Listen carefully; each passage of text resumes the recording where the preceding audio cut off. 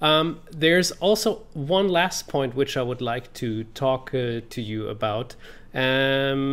What does novelty mining mean? Because I saw this little option a little bit earlier already. And novelty mining, it's not something like Bitcoin, or is it? Well, the analogy of Bitcoin is it's not so far-fetched because um, you can invest computing power to search for something valuable. It's exactly the same procedure like a Bitcoin is produced. Um, when we thought about this novelty concept inspired by Caruana, we also start to think, how do players actually find novelties? And a modern way to look for novelties is, of course, to analyze positions in variations you play and check engine evaluations, because modern chess engines are quite reasonable and reliable in their evaluations. Sure. And you could look in positions for interesting and striking and surprising engine evaluations, Okay. meaning that the engine might give some positive scores, some surprisingly positive scores for sidelines which have not been played very often. And this is what we call novelty mining, when we automatically search for this. This can Okay. take time, of course, because you go through huge variation trees, analyze position by position, until suddenly you strike gold, Wow. theoretical gold. Um, Let me just show you in this position of the French advance here, in this sideline position, how this would work.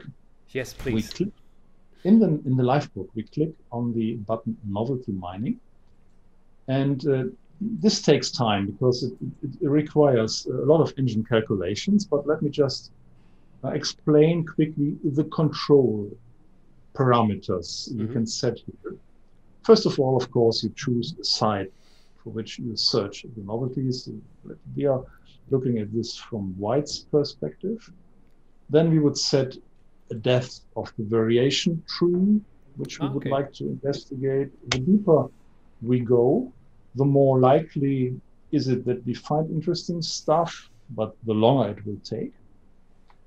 Then I set a search time for every position, and to get reliable results, we should search at least 20, 30 to 40 seconds with the engine. So it's in your hands how you even how deep you're searching and with in which kind of trees you're moving into. That's very interesting. Yeah. And now comes the interesting stuff. You can look for evaluations of the engine in a certain range. And let's see, in general, you know that the variation you play for white, it's something like plus equals, slightly better for white. And now you set your evaluation range a bit more ambitious and say, I want this to find positions where white really scores quite nicely. And so I require at least 40 centipawns as evaluation here for Uh-huh. white.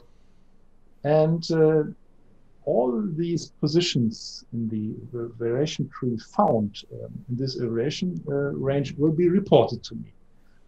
Okay, but there's one last interesting parameter which controls the search very decisively. Uh, you can look for moves which have been never played. So they will be real novelties. So you look at every position and you look at all the moves which have never been played, and the engine evaluates them, and if it strikes gold, it will report it. Or you could make it a bit easier.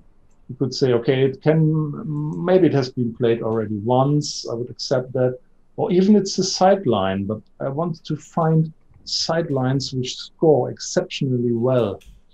And so maybe I find ideas there. Hmm. Or I could use this tool, this novelty mining tool, in a very broad way, that I'm not interested in novelties anymore, but I want to evaluate every move and to find out from all the moves in theory which moves score really well with a Uh-huh. high evaluation range. This So might take a this is long time though.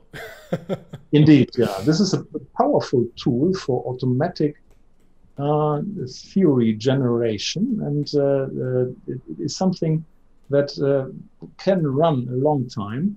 Uh-huh. And if you have a fast machine, you can do it in the starting position and let it search for 20 half moves deep and let it run for years and years and years Wow. and discover maybe thousands of interesting new novelties. That's crazy. Probably some people. So you have your absolute super hardcore computer at home. You have ChessBase 16, and then you just let it go for the next couple of years. But what this also tells me, and this is what you just mentioned before, I have a 10-year-old computer. It's still okay, but it doesn't have a. It's not like up to date. Let's say it like this. But with the depth, with the search time, with the evaluation range, and if I can already say like, hey, it's played max once or never, I can very clearly focus on faster results, even with a not that fast machine. So this is absolutely great, a great tool to find all those variations. Fantastic. I love it.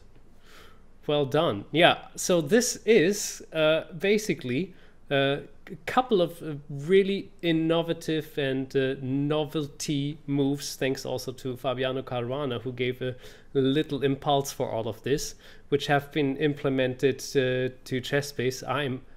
I can tell you already, Matthias. Once ChessBase 16 is out, I'm going to dig into the Gambit search for the theories for weeks and weeks.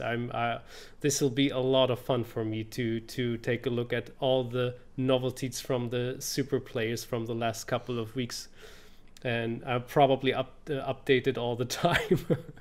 Well done. I'm looking really forward for this. Thank you so much for taking the time to explain all of this. And yeah, that's it for us. Thank you, Matthias, and we see each You're other soon. welcome. Okay, bye-bye. Okay, bye.